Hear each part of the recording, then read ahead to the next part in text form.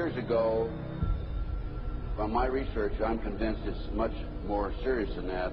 It's more than a loose-knit network. It is a conspiracy. In 1784, a copy of this document was sent to the Illuminist Weishaupt and delegated to foment the French Revolution. Mean the Illuminati was responsible for the French Revolution? Yes, absolutely. The courier was struck dead by lightning as he rode through Ratisbon on his way from Frankfurt to Paris. What about a little divine intervention there, huh? The police found the subversive documents on his body and turned them over to the proper government authorities. After careful study of the plot, the Bavarian government ordered the police to raid Weishaupt's newly organized lodges of the Grand Orient and the homes of some of the most influential associates, including the castle of Baron Basen-Sonderdorf.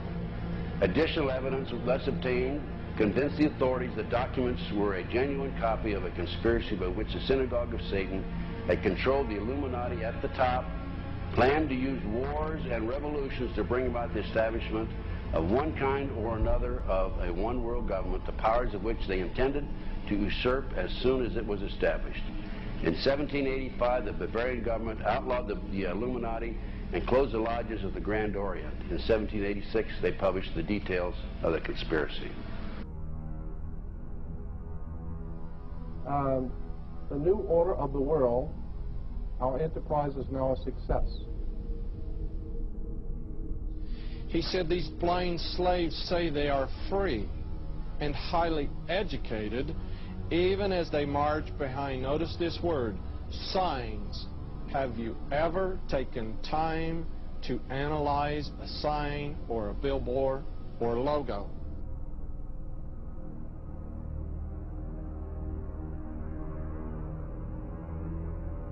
We'll start up here. In 1784, an act of God placed the Bavarian government in possession of evidence which proved the existence of the continuing Luciferian conspiracy. This explains the previous 9 pages, goes into it in detail. We don't have time to do it completely.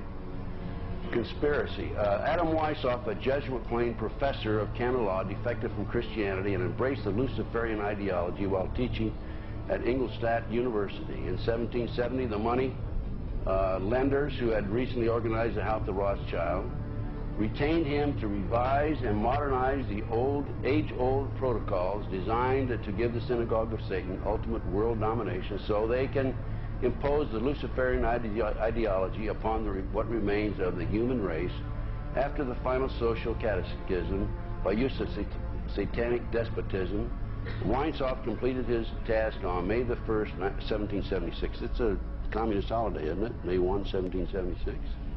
The plan required the destruction of all existing governments and religions. In 1776, Weishaupt organized the Illuminati to put the plot into execution. The word Illuminati is derived from Lucifer and means holders of the light.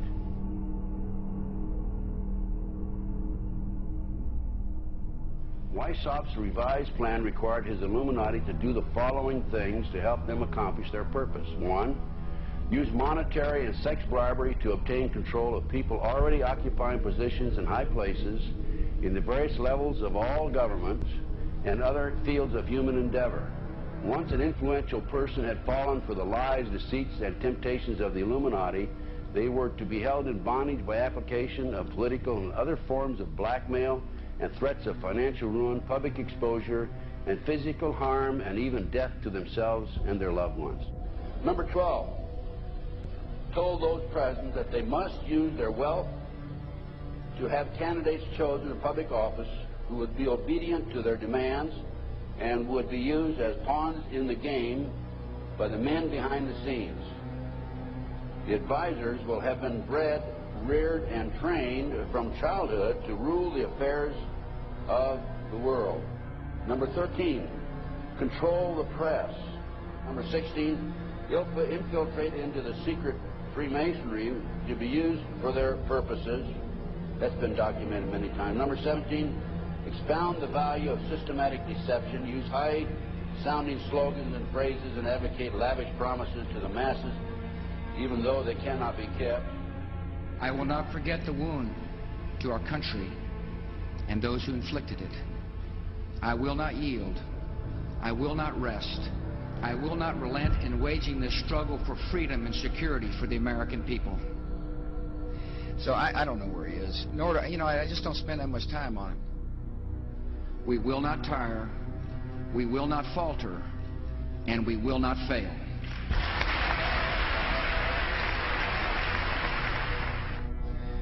Terror is bigger than one person. And I remember he was telling me how you're going to see soldiers looking in caves for people in Afghanistan and Pakistan and all these places, and there's going to be this war on terror, of which there's no real enemy. Who knows if he's hiding in some cave or not? We hadn't heard from him in a long time. Operation Northwoods, the plan called for innocent people to be shot on American streets. This is the Pentagon. For boats carrying refugees fleeing Cuba to be sunk on the high seas. For a wave of violent terrorism to be launched in Washington, D.C., Miami, and elsewhere. People would be framed for bombings they did not commit. Planes would be hijacked using phony evidence, all of which would be blamed on Castro to justify an invasion of Cuba 40 years ago.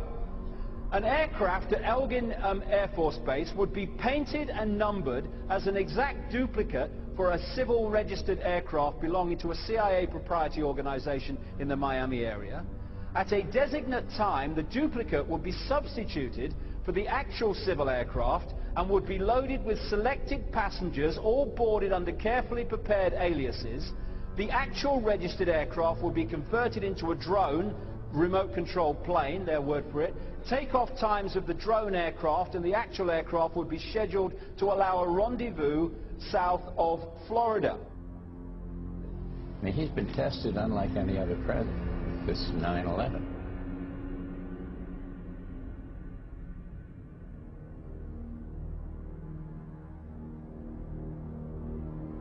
We have in this past year made great progress in ending the long era of conflict and Cold War. We have before us the opportunity to forge for ourselves and for future generations a new world order, a world where the rule of law, not the law of the jungle, governs the conduct of nations. When we are successful, and we will be.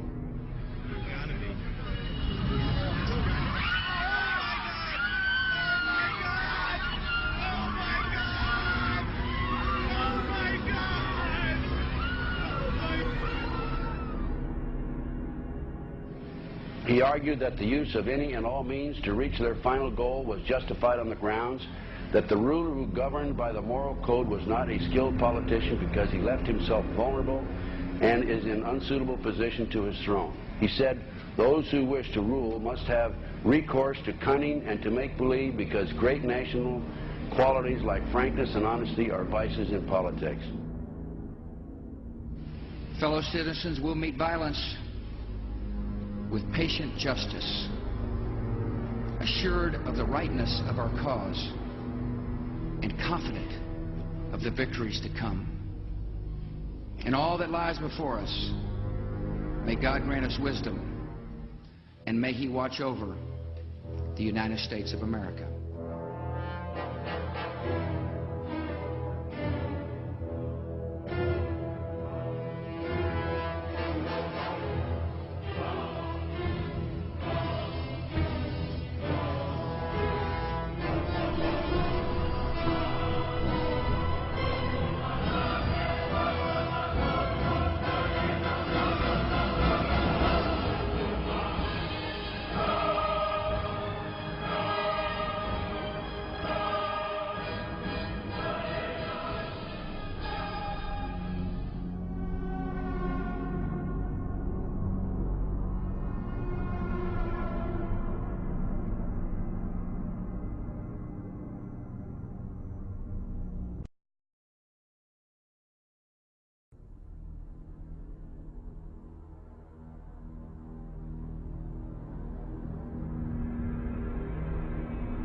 Union Banking Corporation was liquidated by the U.S. government, and Prescott Bush received $1.5 million for his holdings in his Nazi business, and that was the beginning of the Bush family fortune for all intents and purposes. George Bush takes his inspiration from what he learned in Skull and Bones and from the Thule Society that Hitler and Goebbels and Goring cut their teeth in, Bohemian Grove, these evil organizations that perpetrate the ugly things that these criminals are doing to this country for which they must be held accountable. They are the most violent, dirtiest people on the face of the earth. Somewhere Americans are going to have to take their country back and start finding out who are these people. Who are these people we call our representatives, the Bushes.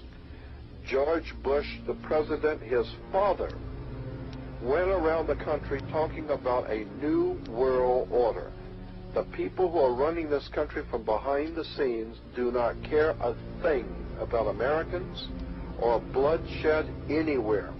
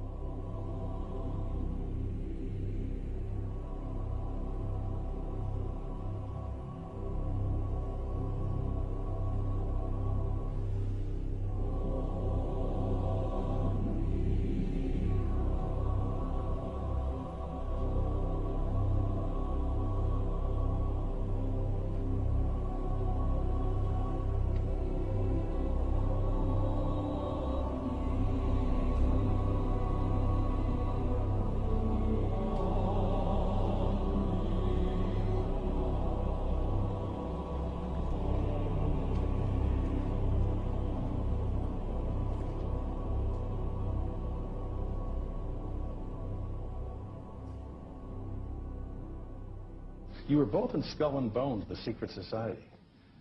It's so secret we can't talk about it. What does that mean for America? The conspiracy theorists are going to go wild. I'm sure they are. I don't know. I haven't seen the web. Number 322. Sir. Were you a member of Skull and Bones in college in Bush? Were you in the same secret society? That's all right. Let me answer his question. Whoa, don't chase me! I said do it!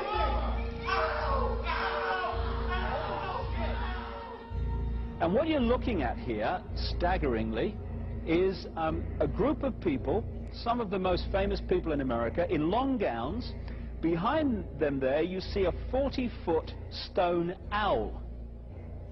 And there's the fire between them, next to the lake at Bohemian Grove. Now, one might wonder, understandably, why the people that run the banking, political, economic system and the media in America should be dressed in long robes, doing a ceremony to a 40-foot stone owl. I think we should be told.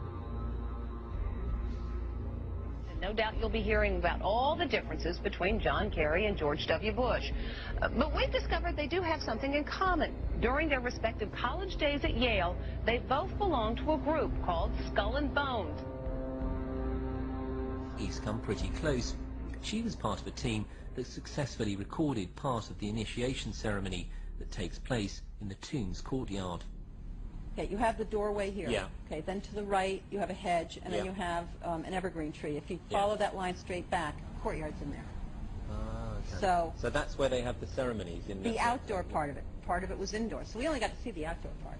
Right. We only got to and to listen to the outdoor part. God only knows what went on indoors. And what did you hear? What was it you know? You managed to get this unique it was disgusting.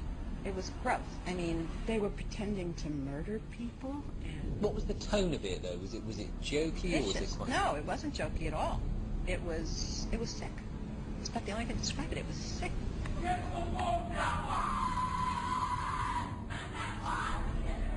What you're hearing is the first recording ever made of the Skull and Bones initiation ceremony. It has never been broadcast before.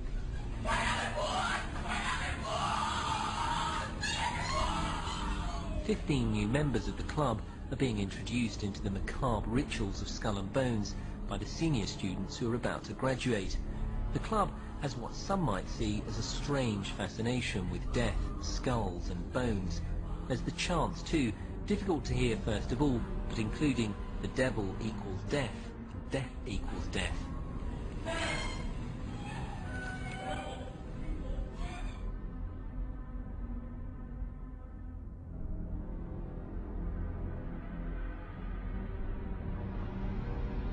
when you get into a secret society of spirit worshippers, then, and especially when you're invited there by the direction of the higher-ups in the spirit world, you never get out of there alive.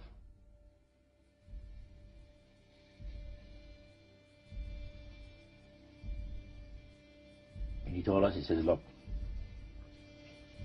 we worship spirits. We worship Lucifer and all his angels. They're just as beautiful as they did before they were cast out of heaven. He says there was a misunderstanding in the whole thing. He says among the inhabitants of the galaxies. And he says our master was misunderstood. And they always praise the great master, Satan, as a super intelligent being that he is, beautiful to behold. And if he ever appears to you, you won't be able to look upon him because he'll be too bright.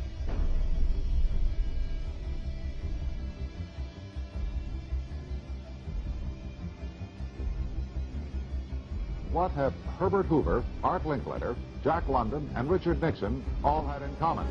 Well, they've all been members of the exclusive all-male Bohemian Club in California, where every year at this time, the elite from around the country get together for 2.5 weeks of fun and games.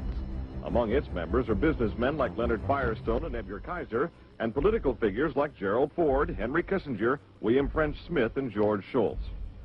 President Reagan, Vice President Bush, and Defense Secretary Weinberger are members of other camps. Richard Nixon is a Bohemian, and so are high-ranking executives of such companies as Eastern Airlines, Standard Oil of Indiana, and Bank of America. Privacy is one of the Grove's most cherished virtues. Members may not photograph, record, speak, or write about activities at the retreat. While many public officials are Grove members, the press is a distinctly unwelcome guest. We're from ABC News. Well, get back there. Get back there. Can we talk to somebody in the... Get back there. You see, for over 120-plus years in Northern California, in Sonoma County, on a 2,700-acre secluded redwood grove, leaders from around the world, prime ministers, chancellors, presidents, governors, again, the heads of industry, banking, academia, the media, Hollywood, travel there to engage in bizarre, ancient Canaanite, Luciferian, Babylon mystery religion ceremonies. We were inside 4 hours. That's only one day out of the 2 weeks that they meet there for the admitted Summer Fire Festival of the Bohemian Club.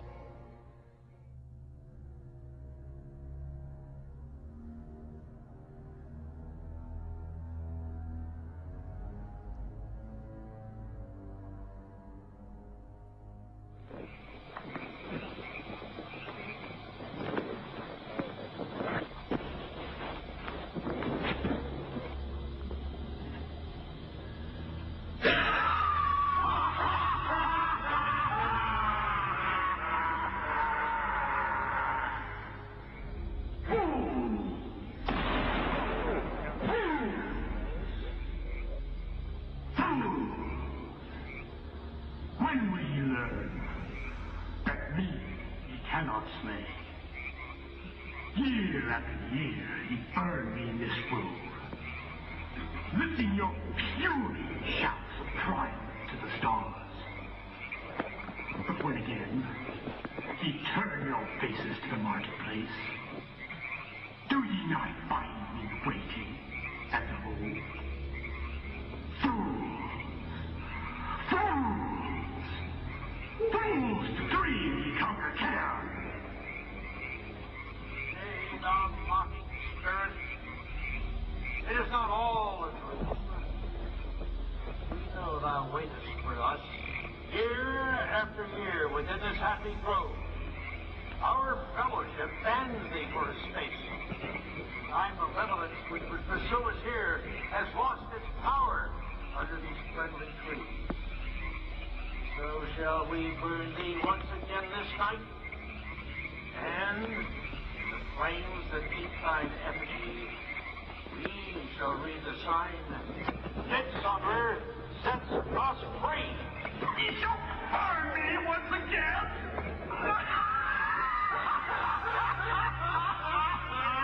Now but these ways, which hither ye have brought from regions where I reign, ye fools and priests, on your fire.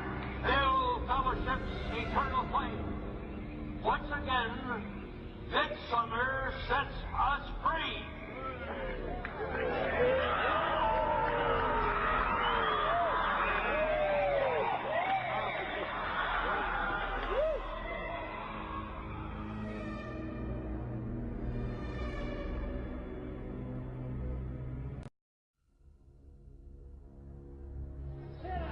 The Bohemian Club, as you say, the Bohemian Club, that's where all those rich Republicans go up and stand naked against redwood trees, right? I've never been to the Bohemian Club, but you ought to go. It'd be good for you. Get some fresh air.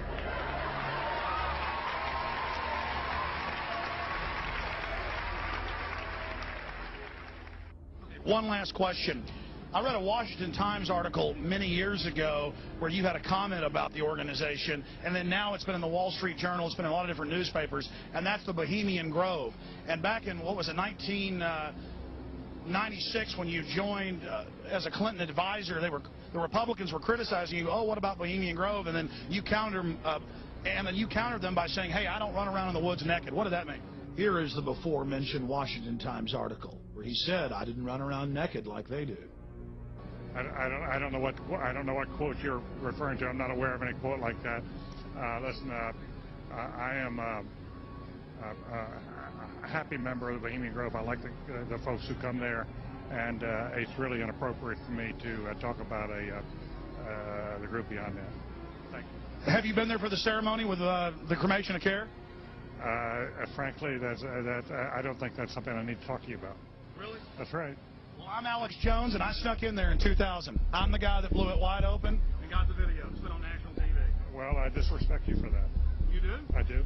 But there's a lot of big public officials going in there. Don't we deserve to know? I don't know anything about you, and I don't know anything about your film. But if you go in there with an understanding, you violated that understanding by releasing that film, and I don't respect you for that. Really? But we have public officials. I'm sorry. You took an understanding when you went in there that you would not do that film. And did you have an understanding when you went in there?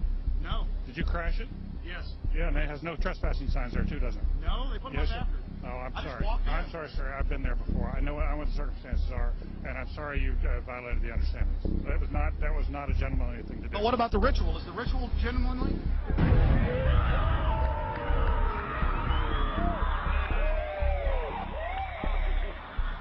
Sir, everything. I don't owe you this comment. I know. This is what's called ambush journalism, and I disrespect you for that as well. So thank you and goodbye. The ritual? That's none of your damn business.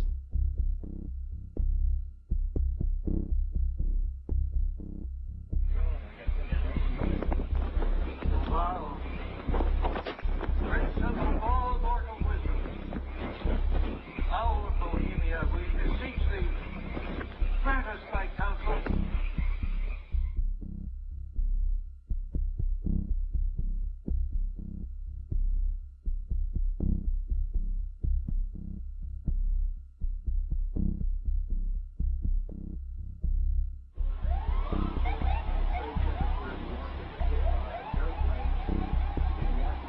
Oh my God! Oh my God! Oh my God! Oh my God! Oh my God! I told you!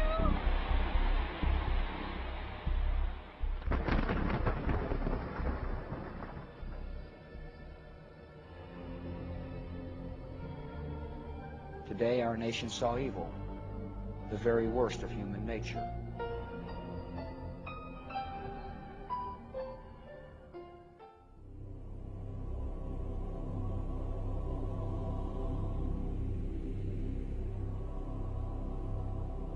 They had exactly the same agenda, and that was for bringing in this New World Order.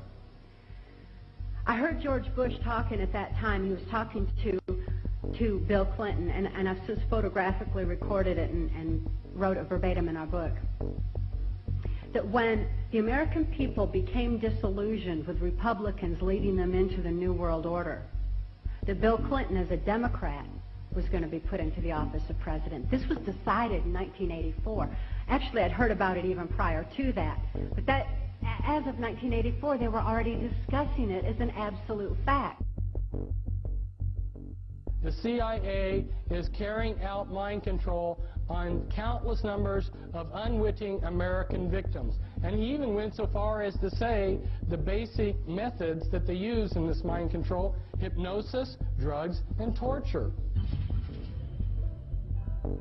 Three parts policy that they had adopted there. The second one was to find a way of being able to get total control of people's minds. And that would be done by taking hypnotism out of the realm of the occult and introduce it as a new science for the benefit of mankind.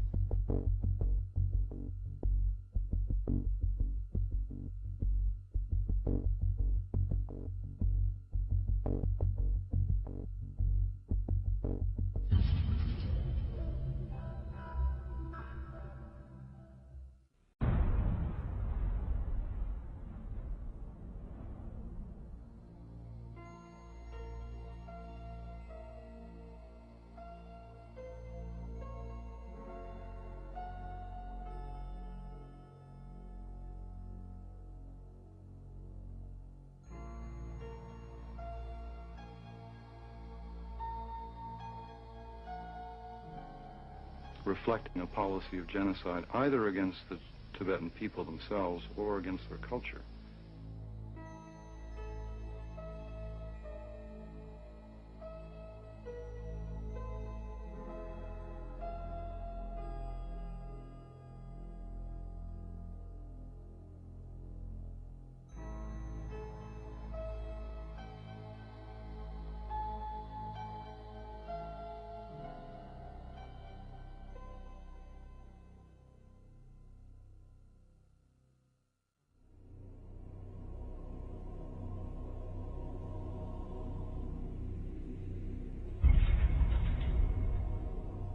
Once I realized I had met an honest, genuine, high-level Freemason who told me there were 13 levels of Freemason above the 33rd degree, and that these people were God. There was no God, they were God. So I asked them about their plans to kill people, and they said, yes, there are too many people on the planet. We need to get rid of several billion, and war doesn't seem to work, so we're going to use disease and starvation.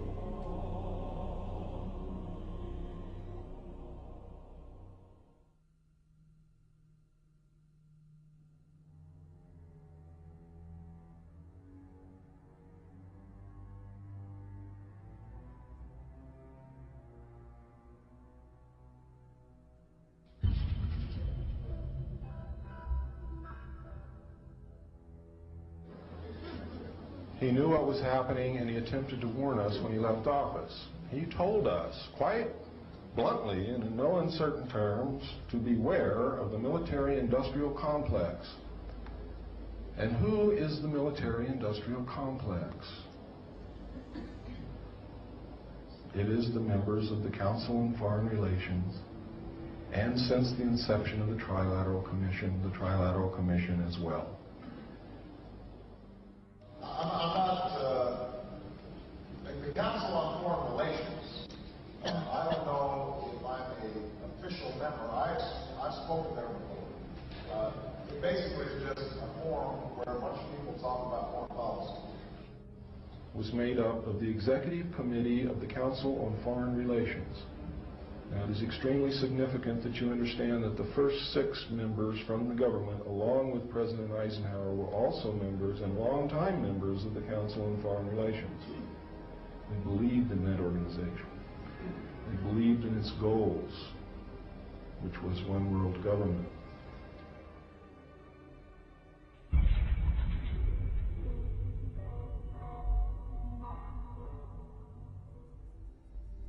Number 15, create industrial depression and financial panic, unemployment, hunger, shortage of food. Use this to control the masses or the mobs, and use the mobs to wipe out all those who dare to stand in the way. Well, I'll tell you right now, every expert I've talked to is talking about food shortage. And it's coming, I'm convinced. What were they? Because I'd never seen anything like that. And his statement was that if he told me I would be one of few people in Madison, Georgia that knew about them.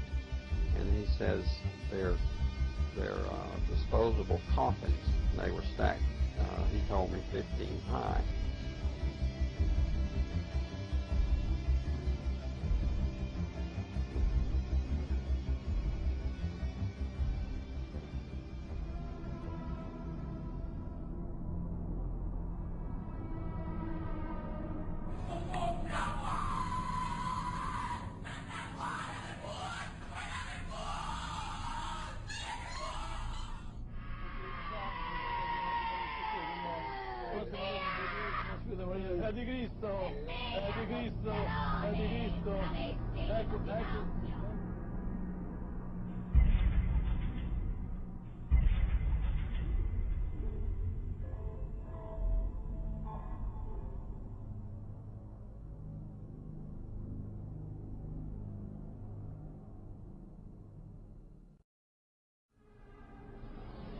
One of the driving forces behind this movement, the Illuminati, is the satanic cult movement in this country today.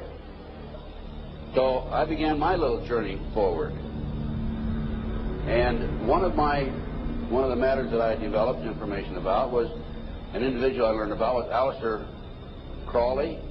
He likes to have his name pronounced Crowley to rhyme with holy.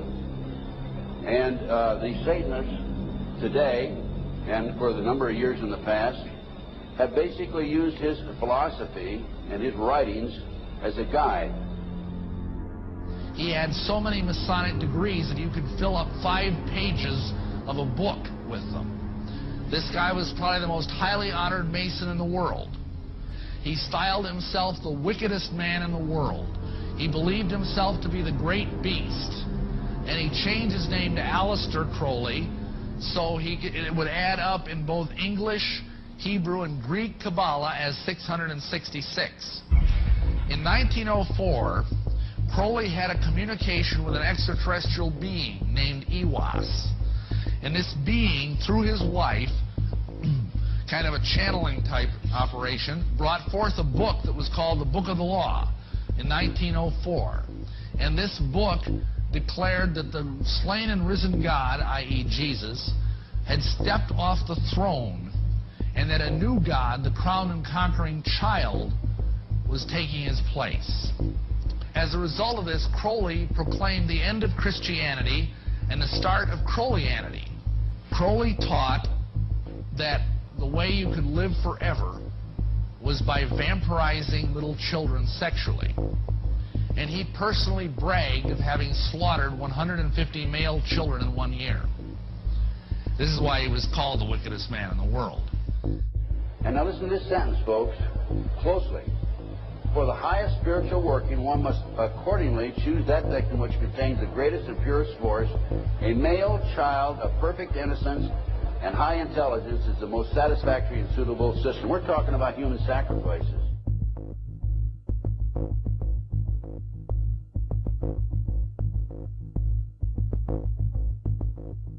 And they'd also drug them up, and they'd take a sacrificial knife and they'd start from the chest and move all the way down to your abdomen. And then that's how they sacrificed, and they'd collect the blood and they'd drink it. When the mid-September through mid-November, they sacrifice babies, and nothing but babies, because they need the pure blood of the untainted children. And I didn't understand what it was like. I can't believe I'm seeing this every year of my life. I've experienced that, and that was the hardest part for me. It's like hearing those babies literally scream and cry, and then seeing their blood flow. The little boy was taken to a basement. He was crucified alive. First he was skinned. Why is it that no one knows this? Because there's Satanists in the police force and also in the government, the army. They're everywhere. They're even on the council. the representatives of the United States also. And they're silenced because this is not being exposed because they don't want it to be exposed. Because they're really good at lying and hiding things. Rebecca, what happens to the people that want to come out of Satanism? They get killed. They get followed, they get taken, they get sacrificed in front of the congregation of the Satanic Church. Why? Because they know too much information about the Satanists and who their names and places of where they keep the people underground, and they just know too much information. It's like being in a gang or in a mafia. You don't get out alive without consequences.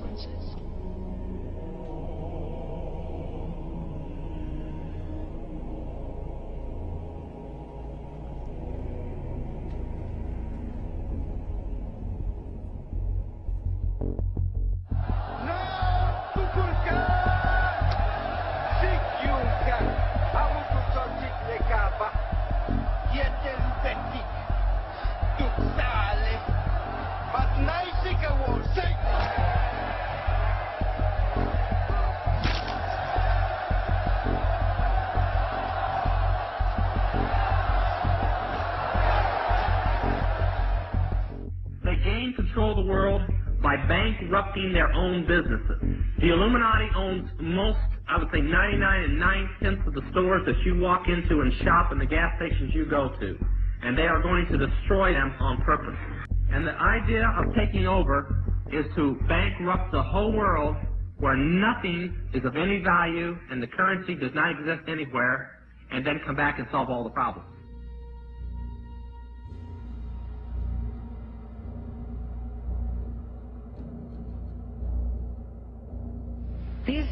These guys who are manipulating my mind and programming me for mind control purposes claimed, and these criminals in control of our country as well, claimed to be gods, demons, and aliens, in order that I feel totally helpless, in order that I felt like they were beyond my realm to affect.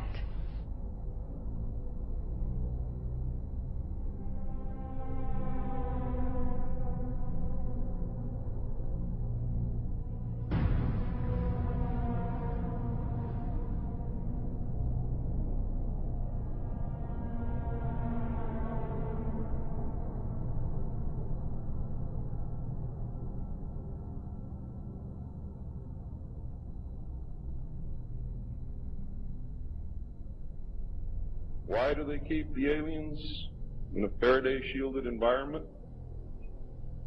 Because they have a tendency to disappear right through walls. And if you can prevent the transmission of electromagnetic energy, you can stop them from doing it. Then, the medium said, we have a very special surprise tonight for you people. A spirit will manifest itself openly here in a few minutes. And right through the wall. Now, the lights weren't terribly bright, but they were like living room lights. A couple of floor lamps, and maybe some of these. And that translucent being seemed to come right out of the wall. How did you feel right at that moment? It's almost like my heart stopped a little bit. Very weird feeling. So it was a lady in a beautiful evening gown, swirling.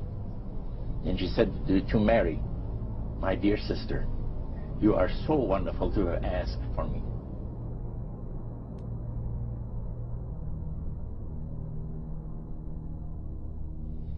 So, he said the supposed spirits of the dead that you're talking with are demon spirits. They're fallen angels. They're beautiful beings. Just set it out, just like that. Oh, yeah. It didn't make you uneasy when he said they were Well, demons? it shocked you a little bit, something that you first hear mentioned to you. He said, you guys have got a great future ahead of you. Because we've been told, the high priest of our society, secret society, has been told that the master has very special plans for you to. Now, what did he mean by the master? Satan. She said that she was made successful in her singing career by a dear friend of hers that was the same age as she, and died when she was 18 years of age. And Loretta was trying to get into the singing world, you know, but she says, I had no success at all. Until one night I was sitting in bed reading a book, and she says, who walks right through the wall but my friend, the spirit of my friend? And she says, Loretta, I'm going to make you a very famous person in singing Western country music, and I will be with you all the time. She said her voice went through me, the power. See? And you saw this in a television documentary? Yeah. Yeah. This was, I believe, 1976 it took place. Now, the priest explained that when people believe in this business, they are actually opening themselves to be completely deceived by demon spirits, because it gives the demon spirits an opportunity to impersonate the dead, see, and for people to believe their lies. Isaiah 14 and 11 even speaks of vials being built into his body. Vials are pipes. The piper is calling you to join him. The Illuminati doesn't produce rock music to entertain you. They don't produce rock music to make money. They don't need that money. They own everything anyway. They do it to put demonic influence in your life.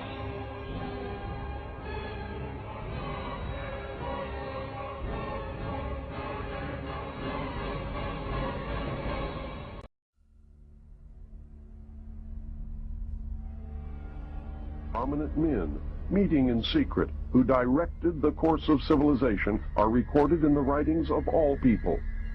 The oldest is the Brotherhood of the Snake, also called the Brotherhood of the Dragon, and it still exists under many different names.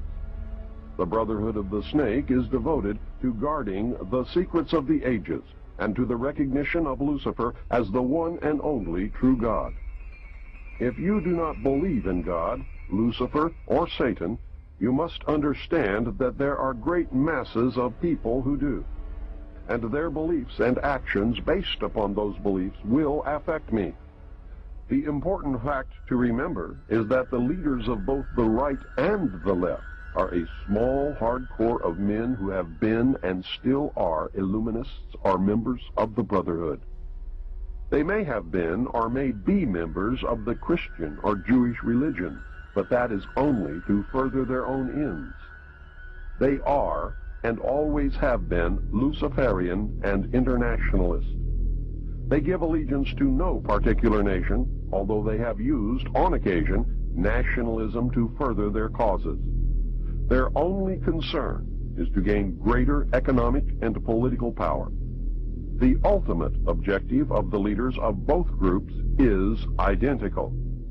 They are determined to win for themselves undisputed control of the wealth, natural resources, and manpower of the entire planet.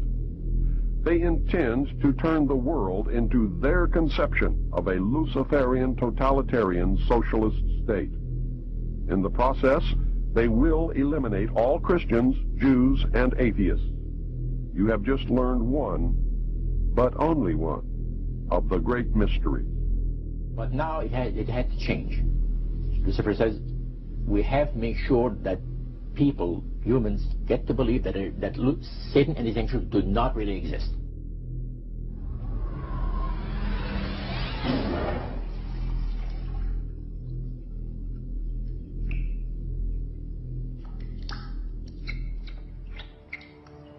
That's what they're trying to do. They're trying to disconnect us from multidimensional infinity so that we don't see the world from that perspective, and therefore see through the illusion and see through the nonsense and see through the lies.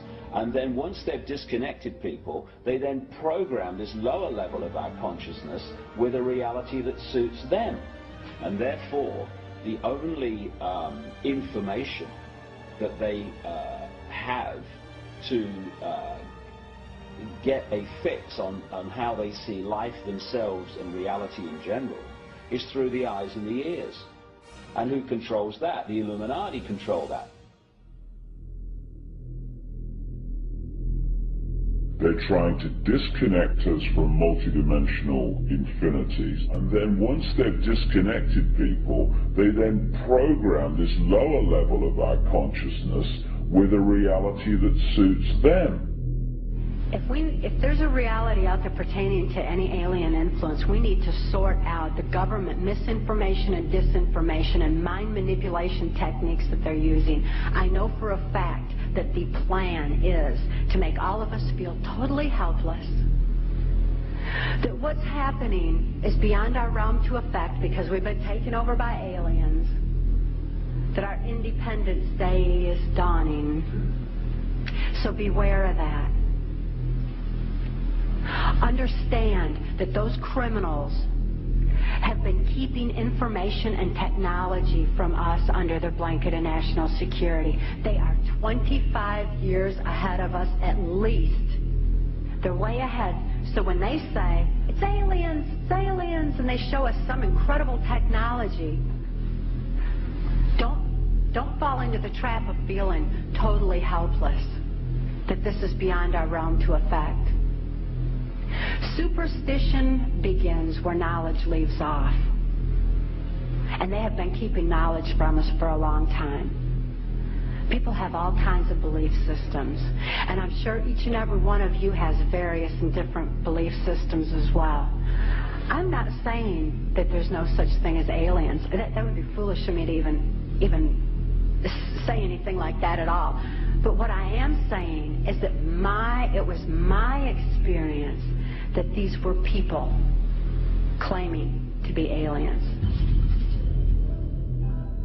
Some people in this world are about to destroy the sovereignty of nations, take away our Bill of Rights. The UFO thing is integrally tied into this in some way. I'm not exactly sure how, but if extraterrestrials are real, then they're controlling everything, believe me. If they're not real, they're being used as a threat from without to scare people into coming into this one world global unity of humanity in order to face that external threat. But in the process, we're going to lose. The ordinary man will lose. You need to understand, disinformation is deliberate deceit to hide other things. And so there's so much of that. And some of it is surprisingly well-sponsored disinformation. I'm going to sum up this talk and mention an overview of the alien agenda. The alien agenda is really decimate the planet, to take the remaining human subjects as slaves, and the aliens would use this planet for their own means. My question I'd like to ask is this. If the aliens have a 1,200 IQ, can speak all these languages, and are so powerful, what prevents them from just taking over? Well, it's a good question. We're an alien species to them, and our germs have a tendency to kill them. They're also a dying race, and they're in far worse condition than anybody with the worst case of terminal cancer. They are in need of us to some degree. And some of it is surprisingly well-sponsored disinformation. So I think my question is actually to Clifford Stone. You said that you had seen aliens on a craft that had crashed. I wondered if you could describe what they looked like. I could,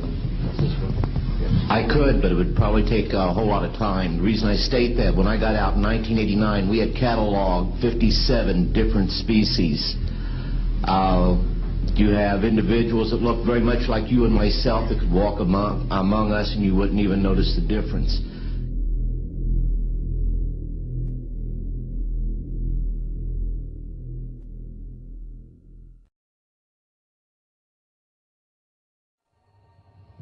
The situation is that you have various types of what we normally call grays. We didn't call them grays in the military, but you had at least 3 types of the grays. You had some that were much taller than we were. The unique thing that I'd like to point out for the most part is that the entities that we did catalog were in fact humanoid. Now this created a situation where the scientific community was trying to figure out why that would be the case, because you would expect that if life evolved on other planets, that they would take on some type of other being, so to speak, not necessarily look humanoid or be bipedal such as we are. But apparently we got quite a few of the species out there that are humanoid in appearance, and that creates a question that yet has to be answered by science.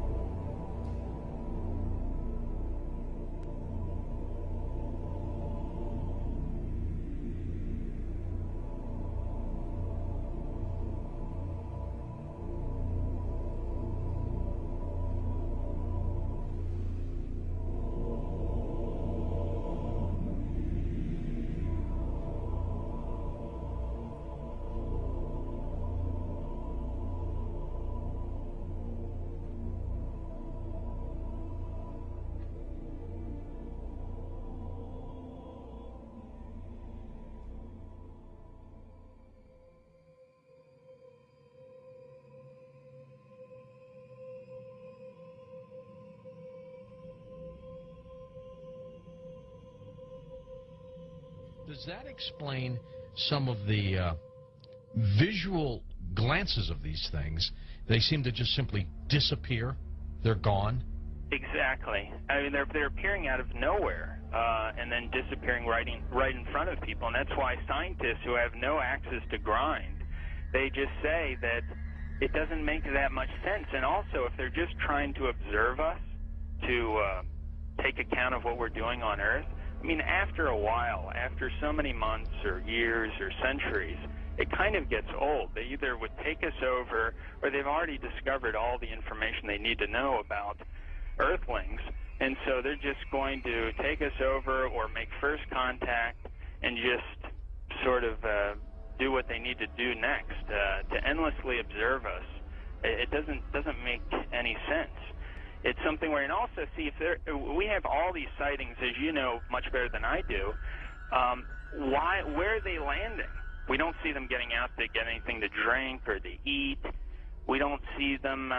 They've never tried to make contact with any large amount of people in a major city, and so this doesn't. And also all the endless medical procedures that the people who have claimed to have been abducted. Why the endless medical procedures? I mean, if we're talking about such an advanced race of alien beings, they don't need to do that over and over and over again. Interesting perspective. Let's talk about some of the facts out there of evidence that may support your conclusion that the UFOs are spiritual phenomena, not physical, like so many other people also believe. What can we pinpoint again? Well, again, it's something where you cannot have a material or a physical being penetrating the ground, penetrating the water, appearing in front of people, then disappearing instantly, and then also changing colors, sometimes only when they're accelerating, with every color in the spectrum has been recorded. Many UFOs coming and making one UFO breaking apart and then going into multiple UFOs. It doesn't make sense. And then not only just that, but to get into the fact of how far they're traveling and the speed that they would have to travel, and just the other problems with cosmic dust and traveling at the speed of light, and then running into those bits of cosmic dust, the explosions that would be created, the amount of energy that would be consumed in traveling from these distances.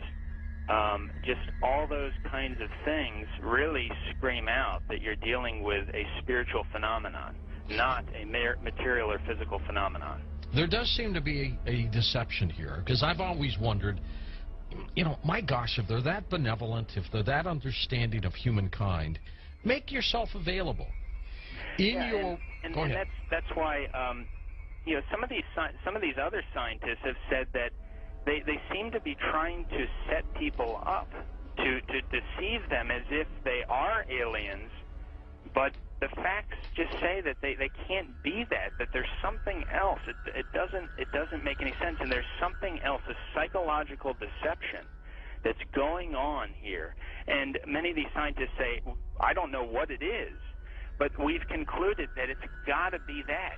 It's got to be something bigger is going on here than just them trying to show people that, yes, you know, here's a UFO that you're seeing now, we are aliens, that there's got to be something else going on here, on top of the fact that the characteristics of them show that they just cannot be some material or physical craft. Do you think humans are involved in the deception? I'm losing my voice here. I gotta pop it back. As far as I think there have been deliberate hoaxes that have been perpetrated, and you know, it's an interesting statement. I mean, there are many that could be quoted, but Gordon Creighton, who I know you know of him, probably, who died in 2003, he made this statement in the British journal Flying Saucer Review. He said, quote, "There seems to be no evidence yet that any of these craft or beings originate from outer space."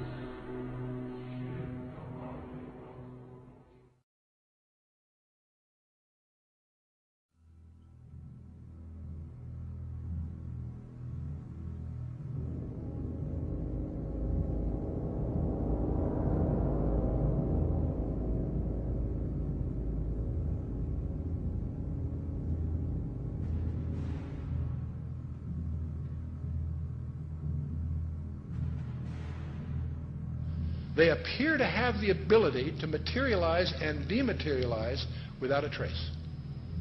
One of the great mysteries of the UFOs isn't seeing them, is trying to figure out where are they when you don't see them. Some people say, well, they're from another galaxy. Most physicists will debunk that for lots of reasons. They seem to pose that way, but for lots of, if they came, you know, if there are that many coming from another galaxy, you think you'd sense the traffic. We'll come to that with some more reasonable explanations, and you're going to discover the two top researchers in the last century, really, is Jacques Vallée, France, and J. Allen Hynek, the American. Now, J. Allen Hynek was head of astronomy at Cornell, and he set out to debunk this nonsense about UFOs, and he became one of the most ardent, competent, balanced researchers in the trade. J. Allen Hynek, he died a few years ago. both of these respected researchers came to the conclusion that they're not intergalactic for lots of physics. There are a lot of physics rebuttals to that conjecture. They both argued that these things are demonic. Their term. They've written many, many books. You can check them out. These are not religious people. They're not people with any kind of personal agenda. But they came to the conclusion that these things, on the one hand, and by the way, we take for granted that we strip away the nonsense and the hoaxes, set that aside. There's tens of thousands of files you have to wallow through. When you cut through all that, there's still a core group, a substantial core group of real events that need explanation. And so on the one hand, they exhibit physical properties on the one hand. On the other hand, they also violate all physical laws. And so the conclusion from that both J. Allen Hynek and Jacques Vallée and others have come to is that they're hyperdimensional, that somehow they come from another dimension periodically.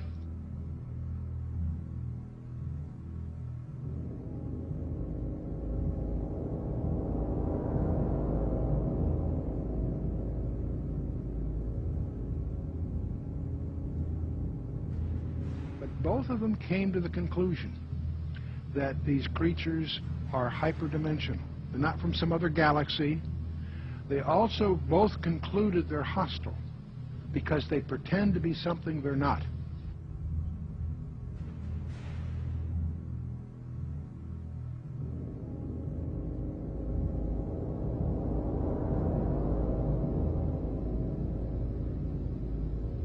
Just getting the image. Franklin, we see a long line, a couple of star-like things, and a lot of things swimming in the foreground. Can you describe what you're seeing? Well, the long line is a tether, and there's a little bit of debris that kind of flies with us, and it's illuminated by the sun at such low angle. So there's a lot of stray light, and it's getting washed out quickly, but Claude is trying to do a quick, good job here adjusting the cameras. It wasn't until a few years ago that I really started to get into researching all this information, looking at, going through thousands of pages of information about UFOs that just confirmed, what I had already believed about this phenomenon. That I believe the evidence clearly points that they are, in fact, demons.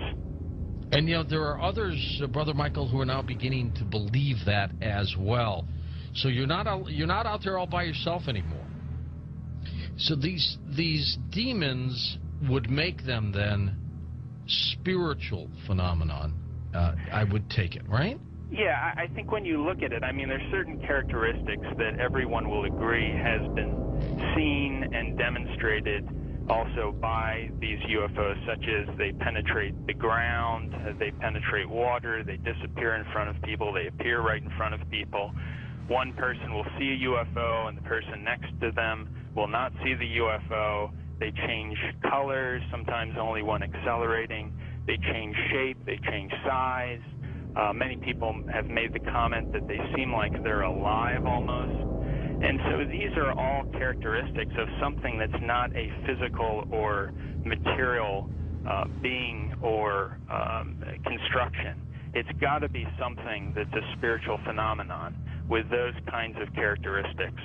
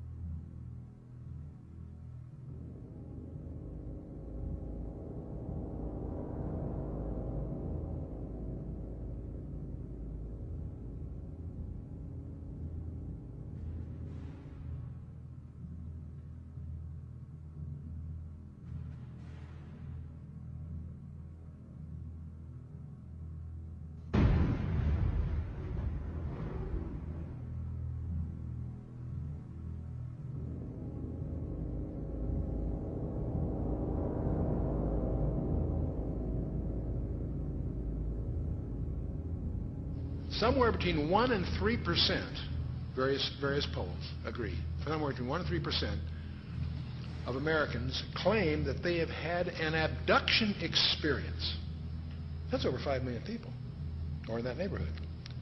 Not a few thousand deranged people, not a few, disaffected. This is, we'll talk a little more about this. This is a very, very disturbing phenomenon in the counseling profession.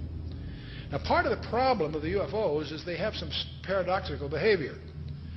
On the one hand, they're seen by multiple competent witnesses. They are plotted on radar, sometimes multiple radars simultaneously.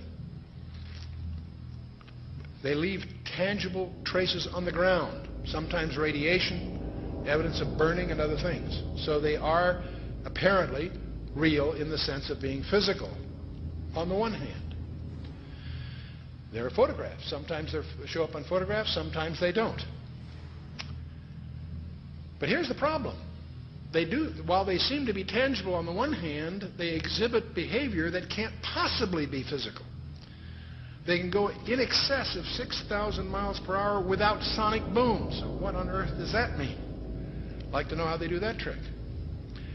They've been plotted making right-angle turns at over 16,000 miles an hour. That defies the laws of physics. That's perhaps the most disturbing thing of all. They appear to have the ability to materialize and dematerialize without a trace. In his book, Secrets of the UFOs, ufologist Don Elkins made the following observation. I have found that some people can achieve the contact phenomenon simply by being hypnotized, and the same general message permeates over 90% of the millions of words received by thousands of people around the world. No one knows what hypnosis is. No one knows what goes on in the mind. It's an altered state of consciousness like yogis and witch doctors have been practicing. It loosens the normal connection between your spirit and your brain, and of course if the hypnotist can control you, make all kinds of suggestions, make you think things are happening that are not happening, make you think you have powers that you don't, experiences that you haven't, even implant memories. Other beings, if there are other minds out there, they could also do the same thing.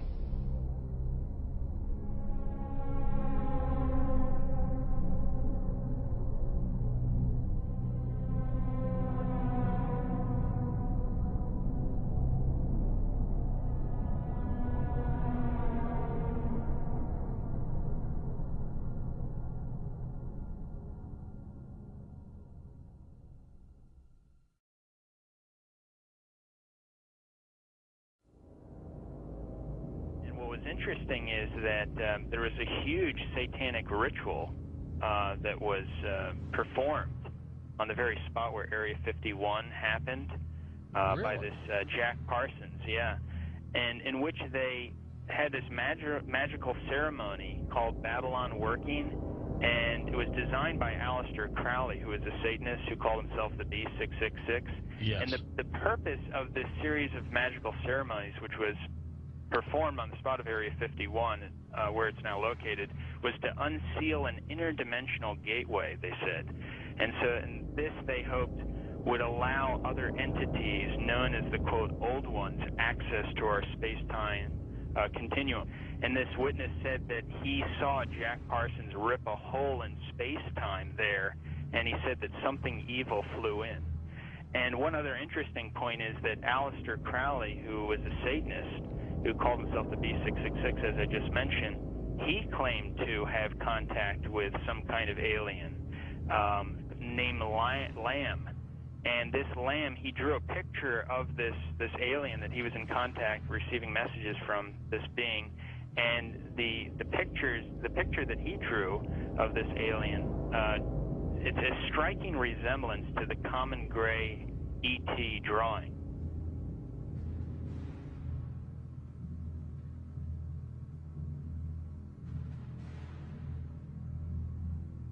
And obviously they have the secret base there where advanced aircraft is being tested. And so it's not one or the other, it's actually both. And what's interesting is this fellow Jack Parsons, who was the main person involved in the satanic ritual, he was involved in creating some of the most advanced technological stuff that we have right now in rocket propulsion systems. He was even involved with a lot of stuff that NASA does. They even named a crater on the moon. It's called the Parsons Crater. It was named after Jack Parsons. Right. So you see all the connections here. You know, I've long believed that if there is satanic activity on this planet, and I believe there is, if they are in constant communication with these demons, or even if they conjure them up, Brother Michael, is it possible they do with their rituals and things like that?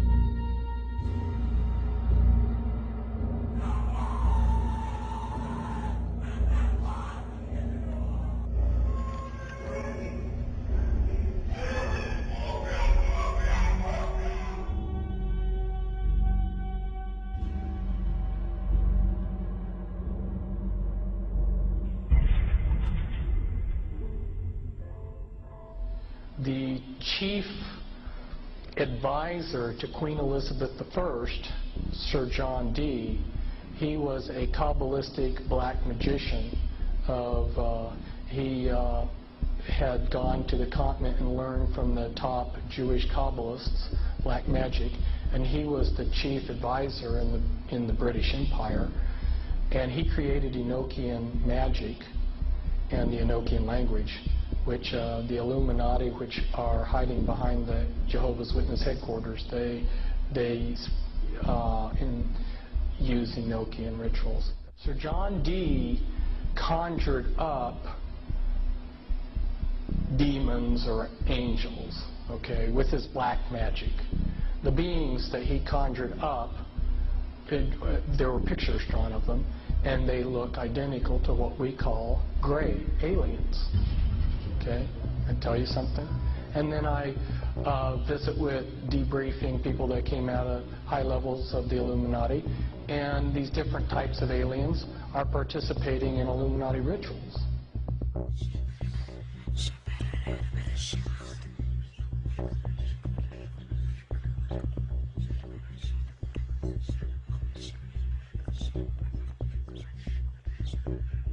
Oh man, I don't know where to start. They're gonna they'll triangulate on this position really soon. You can't spend a lot of time on the phone, so give us something quick. Okay,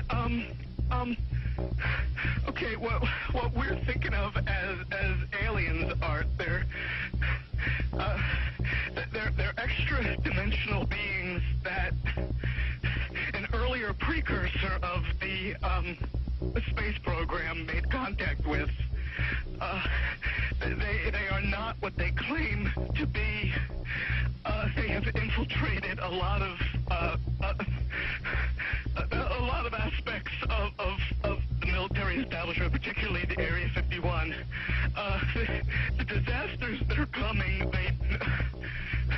the military, I'm sorry, the government knows about them, and there's a lot of safe areas in this world that they could begin moving the population to now aren't. But they're not doing anything. They are not. They want the major population centers wiped out so that the few that are left will be more easily controllable. Discharge.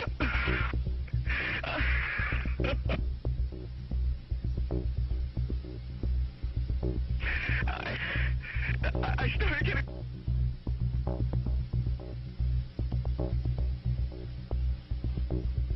In some way, something knocked us off the air, and we're on a backup system now. It's the government, or... I don't know. It has to be something, though. Well, did you hear... Now, you tell me, because you were listening. That was awful strange. There was a really weird guy on the air when it went off? Yeah. Hello? You didn't disconnect me before, did you? Were you on earlier tonight? No, not, towards the end of the last hour, you said, east of the Rockies, you're on the air, and your voice was immediately replaced by the operator saying, your party has not connected. Oh, well, see, as you can now tell, I don't screen calls. So what happened, obviously, was that I answered the phone just at the very instant that you had been ringing as long as they were going to let you ring. Yeah. And so that occurs, obviously. Sometimes I go to a line and it's dead and nobody's there, and that's what's happened. You know, we just were on the cusp there. Anyway, I'm glad you made it back through. Yeah, you got all my paranoia buttons running. I always get very nervous when I call you. I'm Brian. I hung up on you last week. Oh, I see. And I just figured, damn the torpedoes. I'll just do this and let the chips fall where they will. All right. Everybody, I am the Area 51 caller. That's my statement, and let you or whatever tear it apart. You claim you're the Area 51 caller? I am the man. How do you account for the fact, Area 51 caller, that part of the way through your spiel, the satellite went down? I have no idea, and it scared the heebie-jeebies out of me that night. I've called a number of times on your specialty line nights doing different, kind of wacky characters, and I didn't know what you wanted me to do. I knew it was very difficult for me to prove to you, but I just thank you for your patience in dealing with me up to this time. All right.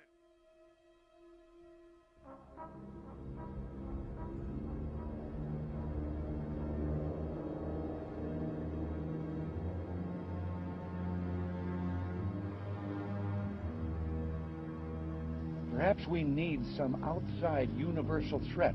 I occasionally think how quickly our differences worldwide would vanish if we were facing an alien threat from outside this world. And yet, I ask you, is not an alien force already among us? What could be more alien to the universal aspirations of our peoples than war?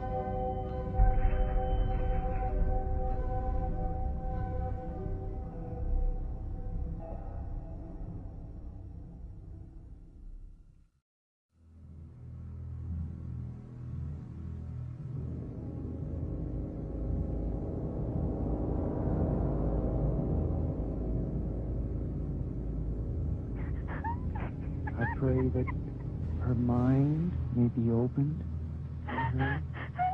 We bind all the powers of darkness. Don't you worry. Who are you? Who are you? The Keeper? Rebecca? Rebecca, Keeper, get out of the way. I command you to stay out of the way. Rebecca? Yes? Say, I, Rebecca, I, Rebecca. want love. Stay out of the way, Keeper. Stay out of the way. Say, love. I want out. I want out. Say, I put my trust I put my trust in God. in God. In God. Stay out of the way, Keeper. God. Mamma mia, no, no, maligno, maligno, è Cristo più forte. Caccialo via, di la verità. Di la verità. Di la verità.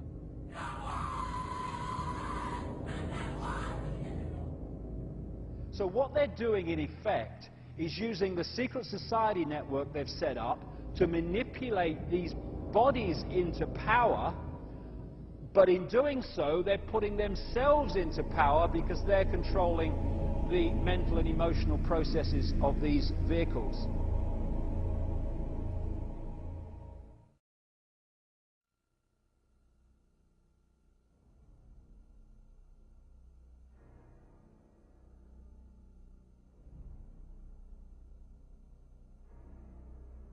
There are many different kinds of entities that do not have a human form, that operate just outside of human sight, and history has recorded them as demons and all this stuff. But the reptilian part of it seems to be very significant to the controlling systems on the planet today.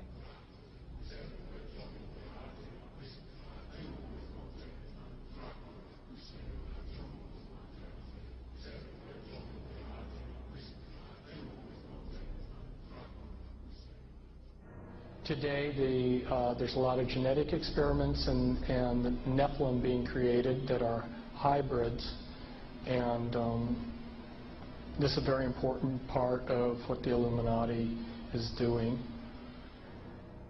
And they have been intermarrying with what the public calls aliens.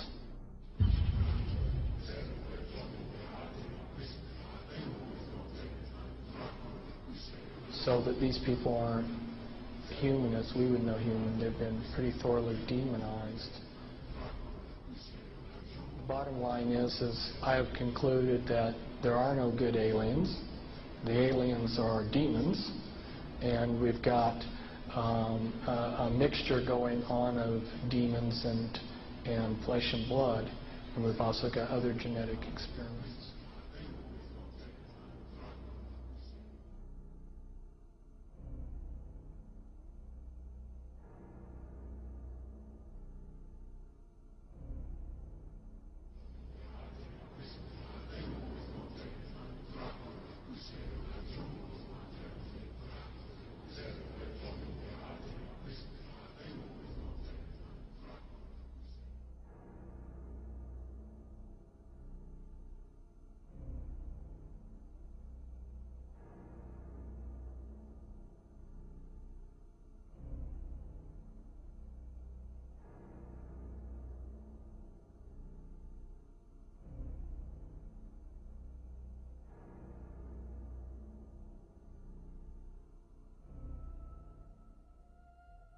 They have a vibrational sympathy with that which interbred with them.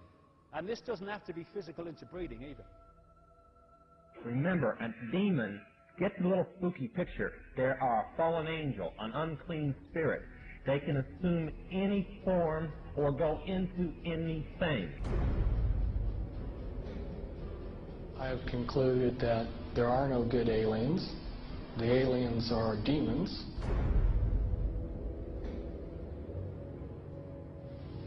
We can establish through this testimony that these objects of extraterrestrial origin have been tracked on radar going thousands of miles per hour, stopping and making right-hand turns. That they use anti-gravity propulsion systems, which we have already figured out how they work. That extraterrestrial life forms have been retrieved, and their vehicles have been taken and studied thoroughly for at least 50 years.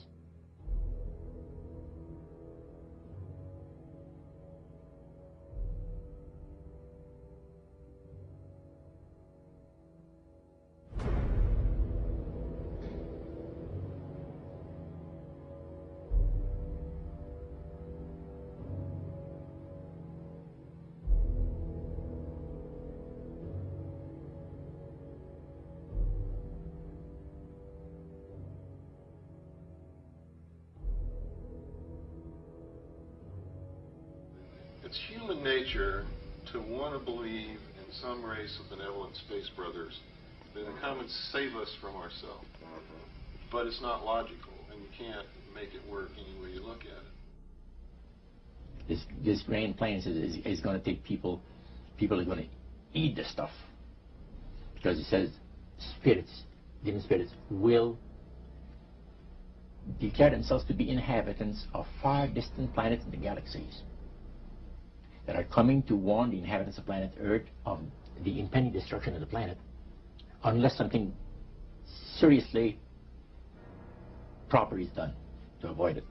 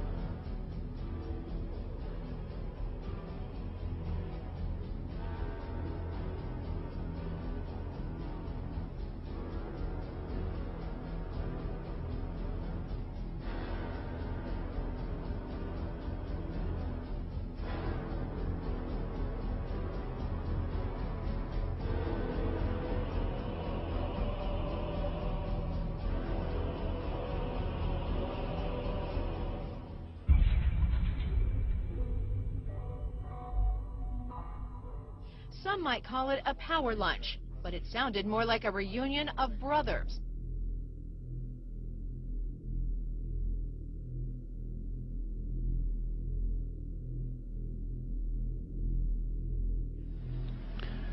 The Illuminati were to obtain control of the press and all other agencies which distribute information to the public.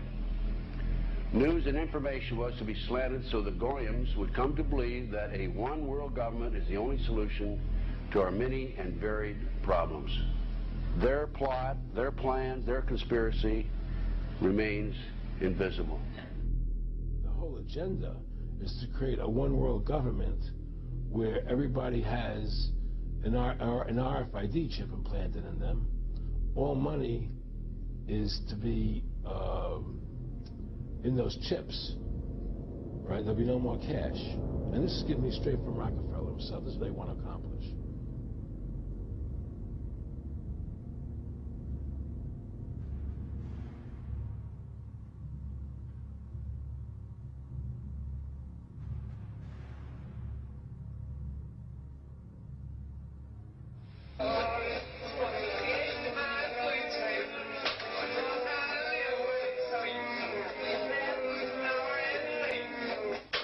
And then he says at the end of this is he will give you 666.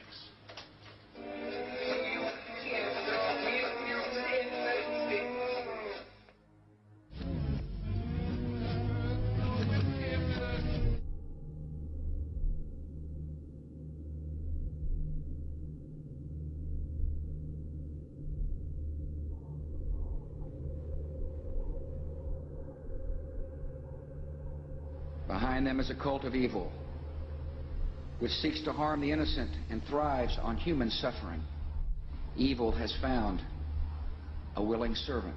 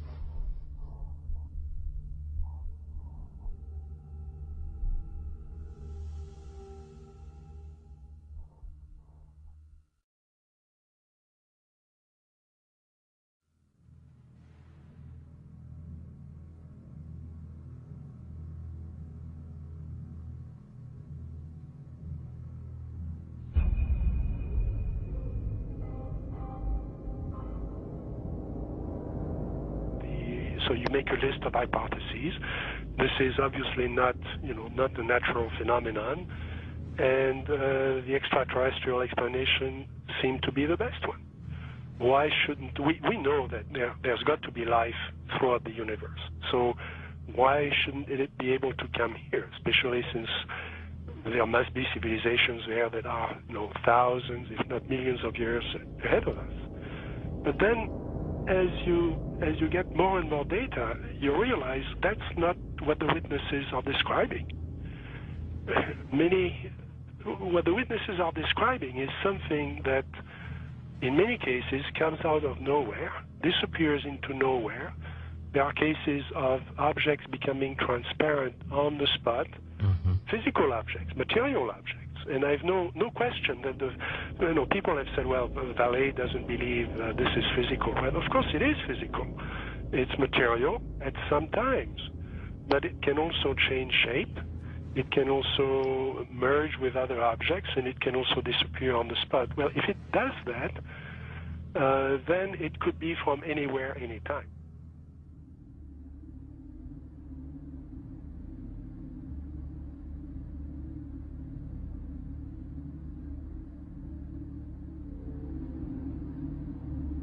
We always try to, to discredit the old legends, trying to say, no, these people were crazy, they thought everything was possible. But now we have the videos, and that's the big difference. Could you believe there are videos now or probably angels in the sky.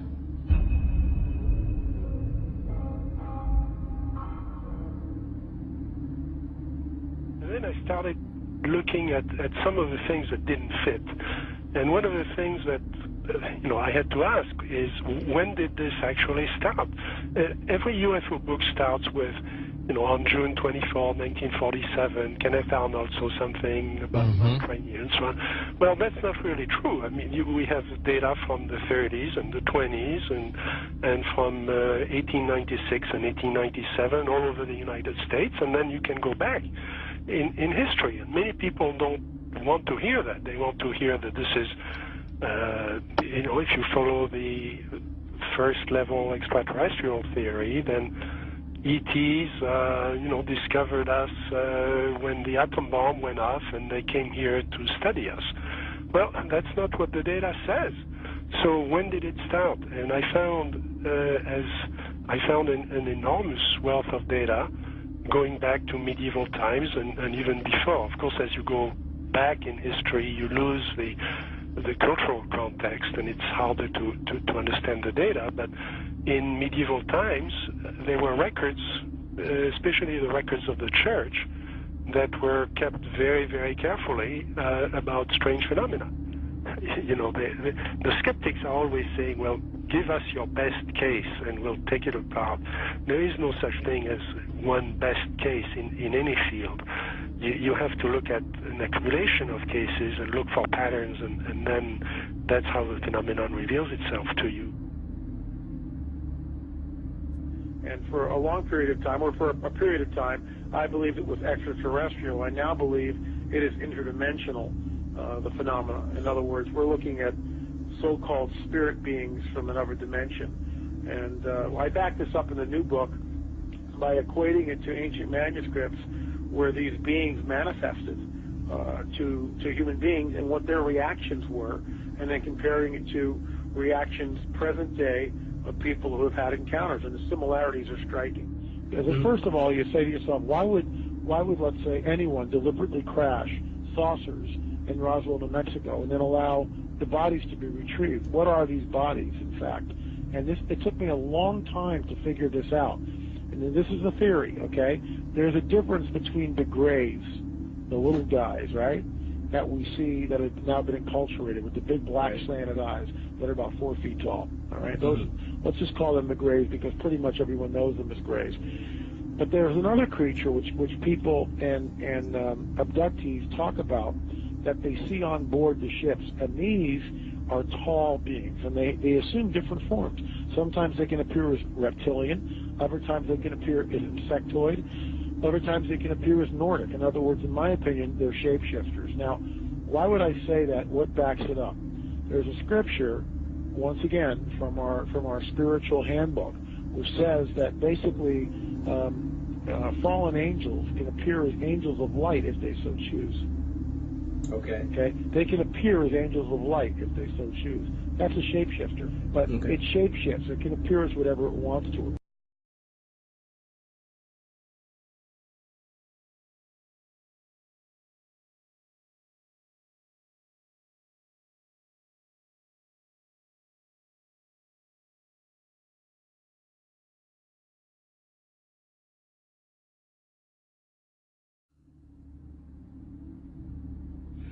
I believe that many of us were shown these documents over the years so that later we would talk about it. I mean, how can you keep the existence of extraterrestrials, if they were real, a secret?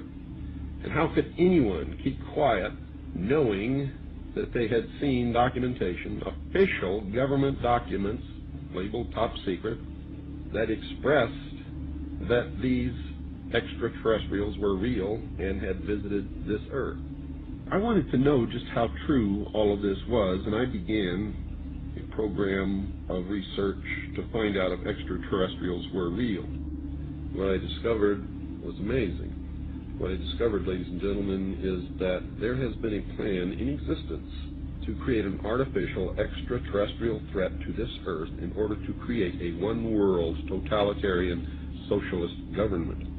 all the bombardment of the public with movies about flying saucers in the 50s, right after the United Nations Treaty was signed and the UN Participation Act was pushed through Congress, and all of the incidents since that have convinced the majority of the American people that flying saucers are real and extraterrestrials exist, and that flying saucers are from an extraterrestrial origin. This is being promulgated in many ways, by television commercials, in the movies, in the newspapers, by creating incidents either real or imagined.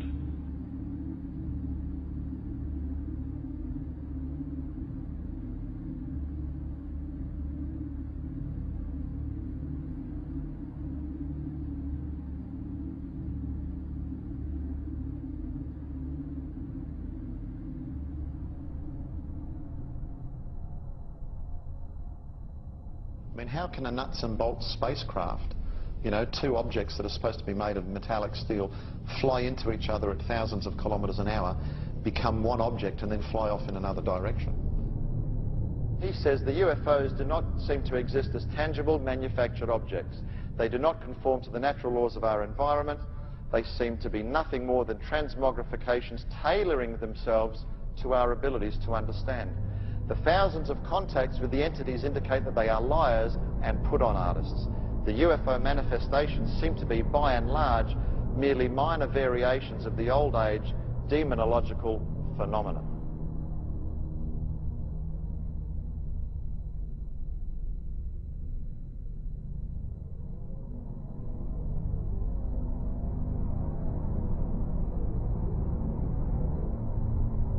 And again, the researchers will show you that the messages being received are deceptive in nature. They will tell you things like, well, you know, we've come from Venus or Mars in the 60s. That was the messages. Well, we now know that's impossible.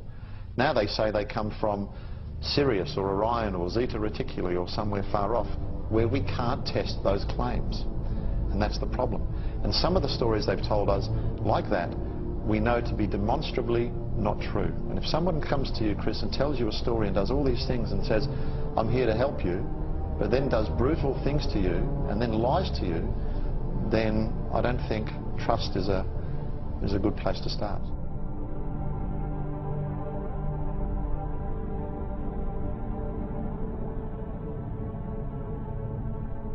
There is no evidence, I wish to emphasize, that these life forms from elsewhere are hostile towards us.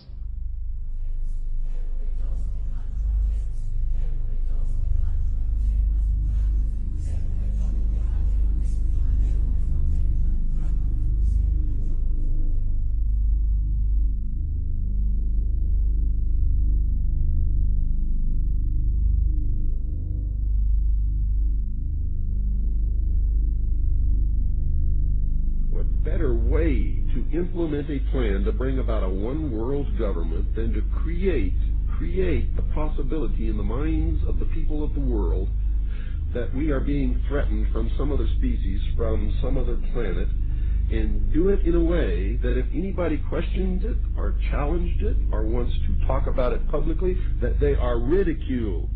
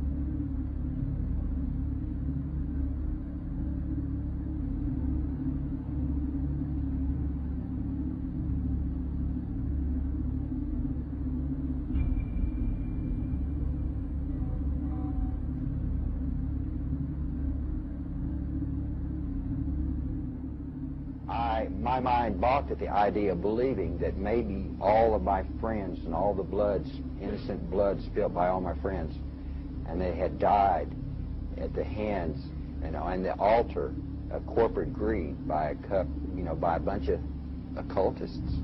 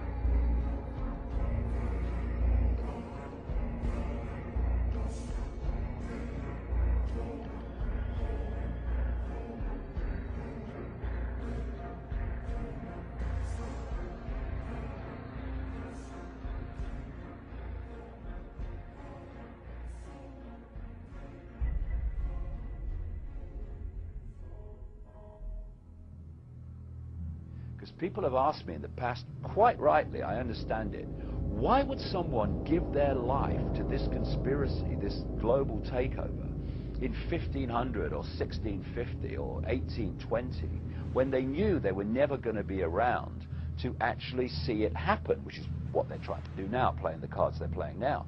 The answer to that is they were just vehicles. These entities are the common force passing through history.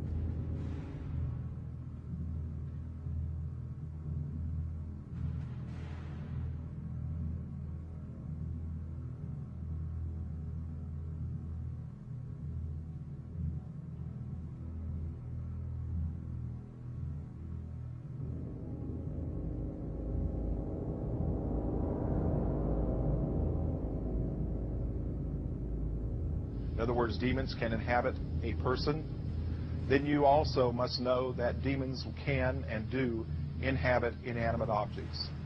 I've seen it happen over and over again.3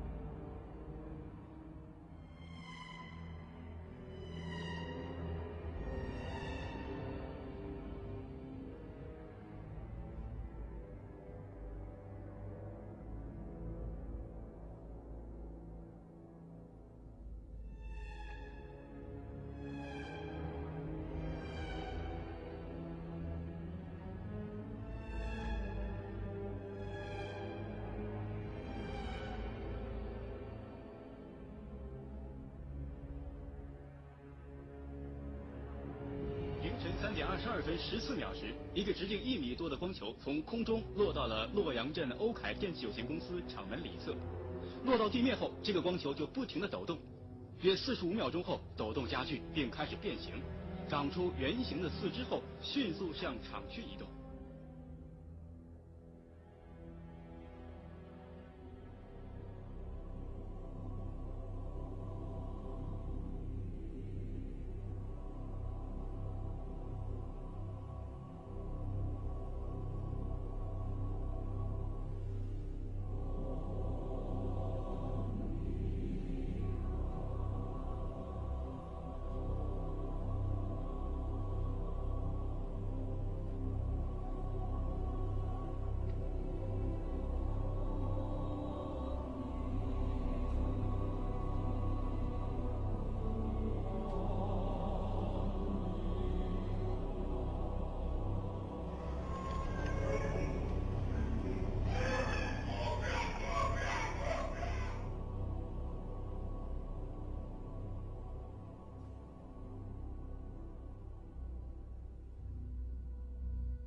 And said you're going to see guys going into caves looking for looking for people that they're never going to find.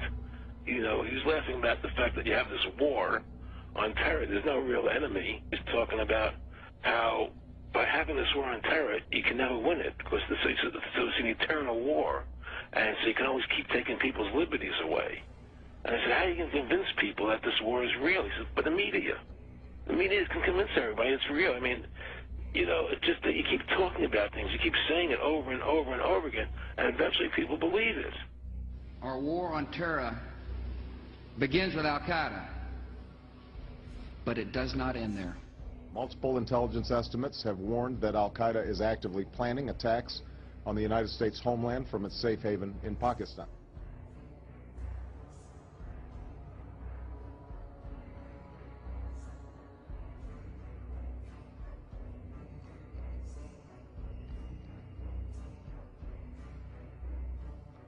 The last time you had an actual president was Kennedy. Ladies and gentlemen, the very word secrecy is repugnant in a free and open society. And we are, as a people, inherently and historically opposed to secret societies, to secret oaths, and to secret proceedings. Even today, there is little value in ensuring the survival of our nation if our traditions do not survive with it.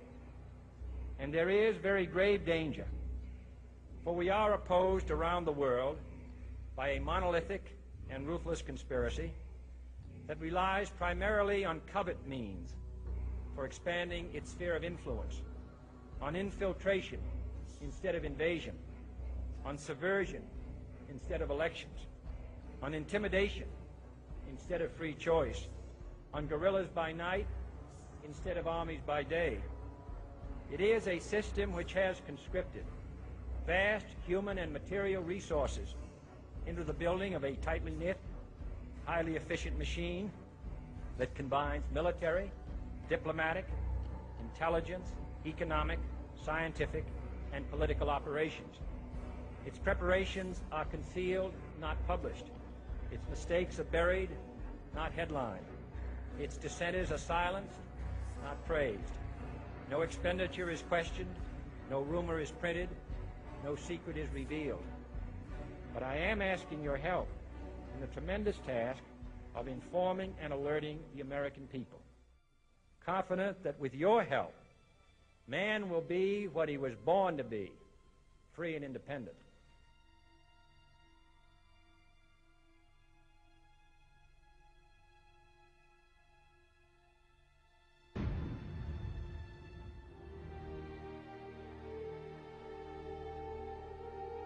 For I have complete confidence